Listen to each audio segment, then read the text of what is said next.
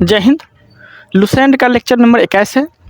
हम हिंदू यूनानी शक के बारे में पढ़ लिए थे। आज जो पढ़ने वाले हैं वो पढ़ने वाले हैं आज पल्लव के बारे में। ओके देन स्टार्ट करते हैं, समझते हैं ध्यान से। देखिए, मरणोत्तर काल में 4 गो आक्रमण हुआ था। हिंद यूनानी शक पल्लव कुषाण। ठीक है, आज पढ़ने वाले हैं पल्लव के बारे में। समझते हैं पल्लव। ठीक है, पल्लव वंश का जो संस्थापक हुआ वो कौन हुआ? तो मिथ्रेडेटम। कौन हुआ? मिथ्रेडेटम। ये पल्लव वंश का संस्थापक हुआ। यहाँ तो कोई दिक्कत नहीं है। इस वंश का प्रसिद्ध शासक अगर बोलेगा, प्रसिद्ध शासक तो वो कौन हुआ? तो गोंडे फर्निज हुआ। कौन हुआ? गोंडे फर्निज हुआ। Okay then. और इस वंश का अगर मतलब गोंडे फर्निज का अगर कार्यकाल अगर आपसे पूछेगा तो इसका कार्यकाल जो रहा 20 ईस्वी से 41 ईस्वी तक रहा इसका कार्यकाल।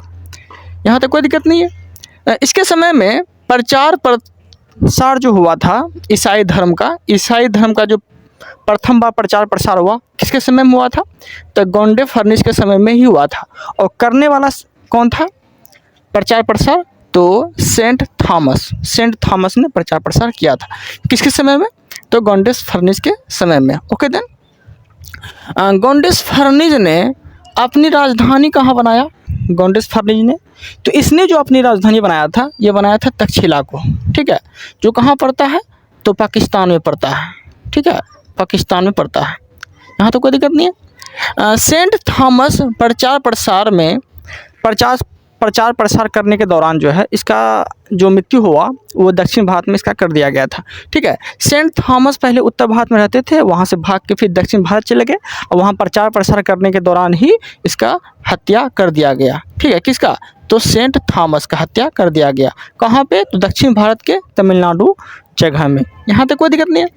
आप चौथा जो देखने वाले हैं इसी वंश में, मतलब इसी कार्यकाल के दौरान, मतलब आगे जो वंश देखने वाले हैं वो देखने वाले हैं हम लोग कुषाण वंश के बारे में। ओके, कुषाण वंश के बारे में देखेंगे।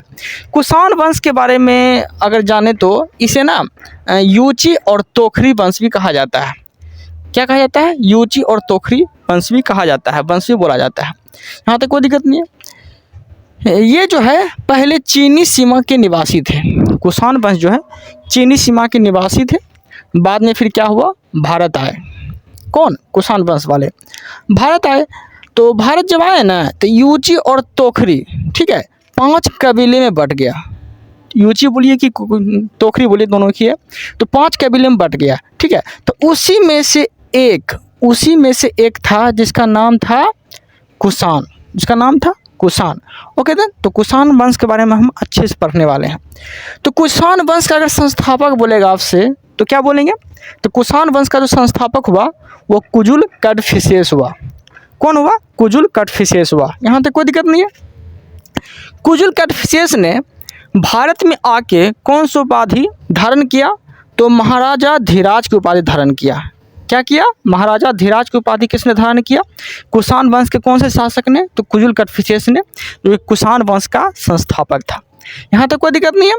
अब जो हम पढ़ने वाले हैं, और महाराजा धीराज जो था वो भारत में फेमस उपाधि था।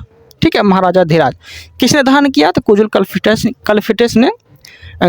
ने धारण किया। यहाँ तक कोई दिक्कत नहीं। कुजुल कड़फिसेस ने तांबे के सिक्के चलवाए। कुजुल कड़फिसेस जो था ये तांबे के सिक्के चलवाए। और ये तांबे के सिक्के इसलिए प्रचलित हुआ क्योंकि तांबे के सिक्के में यूनानी राजा की आकृति छपा हुआ था। ठीक है, छपवाए थे। किसने? तो कुजुल कड़फिसेस ने यूनानी राजा की आकृति छपवाए थे। किस सिक्के के ऊपर? तो तांबे के सिक्के के ऊपर, इसलिए फेमस सिक्का था। यहाँ तक कोई दिक्कत नहीं। कुषाण वंश के शासक ने 2 उपाधि धारण किया था, 2 देश की उपाधि धारण किया था। वो कौन कौन था? तो पहला था देवपुत। और देवपुत जो उपाधि था ये चीनी साम्राज्य का एक उपाधि था। देवपुत चीनी साम्राज्य का उपाधि था। ठीक है, और दूसरा जो था केसर था। दूसरा क्या था? कैसर था। ओके, और केसर जो उपाधि था वो रोमन साम्राज्य से संबंधित था। यहाँ तक कोई दिक्कत नहीं। कुषाण वंश का जो अगला शासक हुआ वो हुआ भीम कड़फिसेस। कुषाण वंश का अगला शासक भीम कड़फिसेस हुआ। ओके, जो कुषाण वंश का वास्तविक संस्थापक कहलाता था। ठीक है। कुषाण वंश का वास्तविक संस्थापक बोलेगा आपसे तो क्या बोलेंगे, तो वही भीम कटफिसेस। यहाँ तक कोई दिक्कत नहीं है। भीम कटफिसेस जो थे ये शैव धर्म को मानते थे। भीम कटफिसेस शैव धर्म को मानते थे, यहाँ तक कोई दिक्कत नहीं है। भीम कटफिसेस ने शुद्ध सोने के सिक्के चलवाए थे। ठीक है, शुद्ध सोने के सिक्के अगर किसी ने चलवाए थे तो वो किसने चलवाए थे, तो भीम कटफिसेस ने ही शुद्ध सोने के सिक्के चलवाए थे, जो किस वंश से थे, भीम कटफिसेस कुषाण वंश से थे। यहाँ तक कोई दिक्कत नहीं है। भीम कटफिसेस ने उपाधि जो धारण किया था ये महेश्वर की उपाधि धारण किया था। किसका उपाधि धारण किया था, महेश्वर की उपाधि धारण किया था। यहाँ तक कोई दिक्कत नहीं है। अब हम क्या देखने वाले हैं, अगला शासक के बारे में जानेंगे। अगला जो शासक हुआ, ठीक है, अगला जो शासक हुआ उसका नाम था कनिष्क। ठीक है, उसका क्या नाम था, कनिष्क। और कनिष्क का अगर शासन काल अगर बोलेंगे आपसे तो क्या बोलेंगे आप लोग, 78 ईस्वी से 105 ईस्वी तक इसका शासन काल रहा। कनिष्क जो था वो कुषाण वंश का सबसे प्रतापी शासक था। कुषाण वंश का सबसे प्रतापी शासक अगर आपसे बोलेगा तो क्या बोलेंगे, कनिष्क। यहाँ तक कोई दिक्कत नहीं है, कनिष्क था, यहाँ तक कोई दिक्कत नहीं। कनिष्क का जो राज्याभिषेक हुआ ये 78 ईस्वी में हुआ। कनिष्क का राज्याभिषेक कब हुआ, 78 ईस्वी में हुआ। और जब इसका राज्याभिषेक हुआ तो इसी के समय में, इसी दिन को हम लोग क्या मनाते हैं, शक संवत की शुरुआत हुई और शक संवत हम लोग मनाते हैं। जब कनिष्क का राज्याभिषेक हुआ तो उसी दिन हम लोग क्या मनाते हैं, शक संवत के तौर पे मनाते हैं। कब मनाते हैं, 78 ईस्वी में मनाया जाता है। ओके, यहाँ तक कोई दिक्कत नहीं है। अब इसी पर आधारित, मतलब शक संवत पे आधारित अगर कैलेंडर बोलेंगे तब भारत का जो कैलेंडर है वो शक संवत पे आधारित है। किस पे आधारित है, शक संवत पे आधारित है। लेकिन भारत का जो वर्तमान कैलेंडर आधारित है, मतलब तो वो ग्रेगोरियन कैलेंडर पे चल रहा है। ओके, ग्रेगोरियन कैलेंडर पे आधारित है, मतलब ग्रेगोरियन कैलेंडर। भारत का कैलेंडर बोलेगा तो ग्रेगोरियन कैलेंडर, और आधारित बोलेगा तो शक संवत पे आधारित है। यहाँ तक कोई दिक्कत नहीं है। इसने अपनी राजधानी, मतलब कि कनिष्क ने अपनी राजधानी कहाँ बनाया, तो पुरुषपुर या पेशावर बनाया। पुरुषपुर बोलिए कि पेशावर बोलिए, ठीक है, पुरुषपुर और पेशावर बनाया। यहाँ तक कोई दिक्कत नहीं है। किसने बनाया राजधानी, कनिष्क ने बनाया। और कनिष्क ने दूसरी राजधानी जो बनाया था ये मथुरा को बनाया था। कनिष्क ने दूसरी राजधानी कहाँ बनाया, तो मथुरा को बनाया। ओके, यहाँ तक कोई दिक्कत नहीं है। इसके समय में चौथी बौद्ध संगति हुआ था। ठीक है, किसके समय में, कनिष्क के समय में चौथी बौद्ध संगति हुआ था। बौद्ध संगति 4 को हुआ था ना, राजगिरी में हुआ था पहला, दूसरा हुआ था वैशाली में, तीसरा हुआ था पाटलिपुत्र में, और चौथा हुआ था कुंडलवन में। ठीक है, कुंडलवन में। और कुंडलवन में जो हुआ था वो किसके समय हुआ था, तो कनिष्क के समय हुआ था। यहाँ तक कोई दिक्कत नहीं है। ठीक है, और चौथी बौद्ध संगति हुआ कहाँ था, तो कुंडलवन में हुआ था। और कुंडलवन कहाँ पड़ता है, जम्मू कश्मीर में पड़ता है, JNK में। यहाँ तक कोई दिक्कत नहीं है। और चौथी बौद्ध संगति का जो अध्यक्षता किया था वो किया था वासुदेव। किसने किया था, वासुदेव ने किया था। और उपाध्यक्ष अगर बोलेंगे तो आप लोग किसे बोलेंगे उपाध्यक्ष, चौथी बौद्ध संगति का उपाध्यक्ष तो अश्वघोष जो थे वो उपाध्यक्ष थे। यहाँ तक कोई दिक्कत नहीं है। कनिष्क के समय जो है चौथी बौद्ध संगति जो हुआ था वह 2 भागों में बट गया था। ठीक है, मतलब कहने का अर्थ ये हो गया, बौद्ध धर्म 2 भागों में बटा हुआ था। कम्मा संगति था वो चौथा बौद्ध संगति किसके समय हुआ था, तो कनिष्क के समय में हुआ था। और 2 भागों में जब बट गया तो एक का नाम था महायान, एक का नाम था हीनयान। ठीक है, 2 शाखाओं में बट गया। ठीक है, चौथी बौद्ध संगति 2 शाखाओं में बट गया, यहाँ तक कोई दिक्कत नहीं है। और एक था नाम महायान, दूसरा का नाम था हीनयान। लेकिन कनिष्क जो मानता था ये महायान शाखा के अनुयायी थे, महायान को मानता था कनिष्क। यहाँ तक कोई दिक्कत नहीं है। इसने सर्वाधिक सोने के सिक्के चलवाए थे। किसने, कनिष्क ने जो चलवाए थे, सर्वाधिक सोने के सिक्के चलवाए थे।